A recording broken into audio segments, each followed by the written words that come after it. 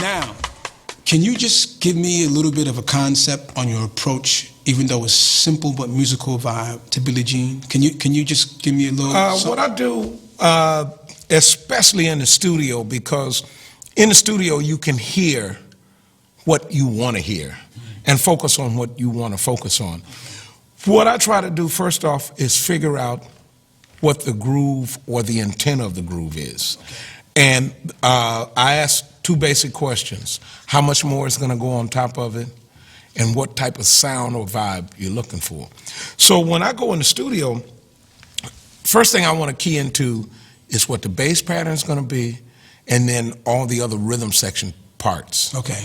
And my part is based on probably the complementing opposite of what else is going on. If the bass player is playing a lot of notes, I'll play simple. Okay. If the bass player is not playing a lot of notes, I may fill in some of that space. Okay.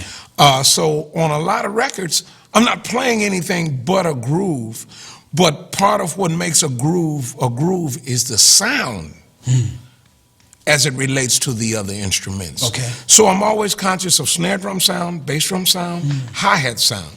So I try to play my hi-hat different ways so it speaks in that track. Bass drum different ways, you know, for its tone and pitch, so it speaks, and snare drum the same thing. So if for example, if I'm playing this, I might do this on my hi-hat.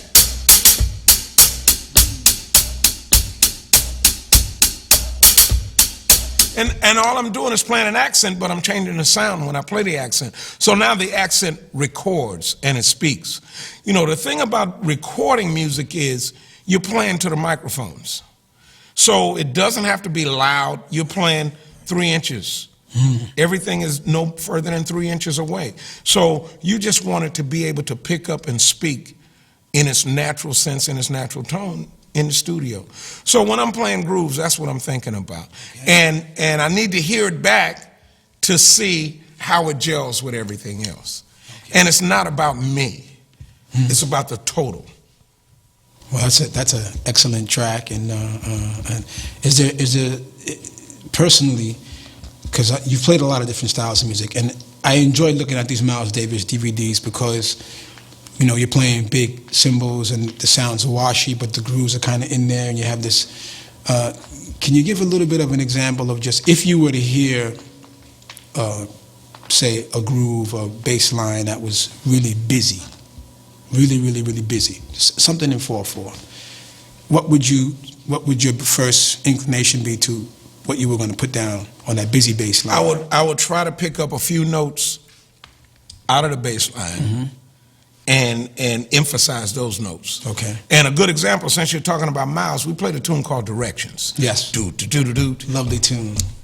And Jack played it. You know, a lot of great drummers have played. Play some of that.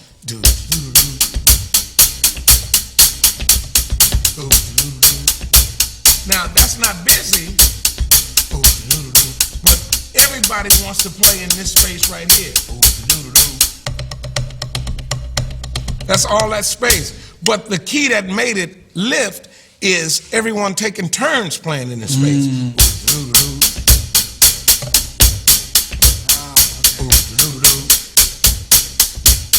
Now I'm laying it for someone else because we had percussionists going, two percussionists, organ and everything, and everyone had freedom. So the sensitivity of being able to get off of something and not feel like the drummer has to play all the fills. Gotcha. Or someone else had to play all the fills. Now, when the bass player got busy, I just stayed right there.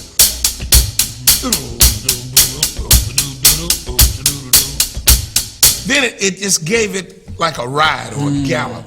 So depending on the feel, I'm trying to give it some kind of momentum. You know, so sometimes it sounds like a train where if you wanted to move more, you...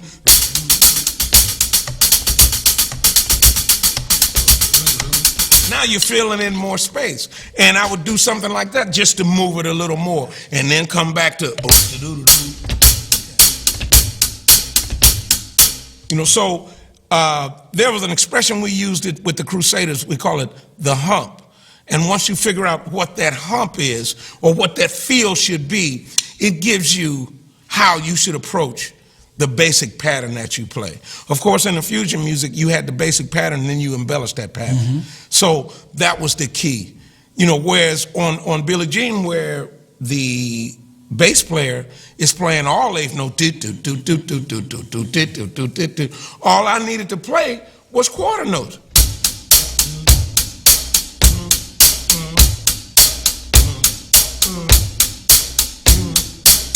Now the bass line is now being played in the hi-hat.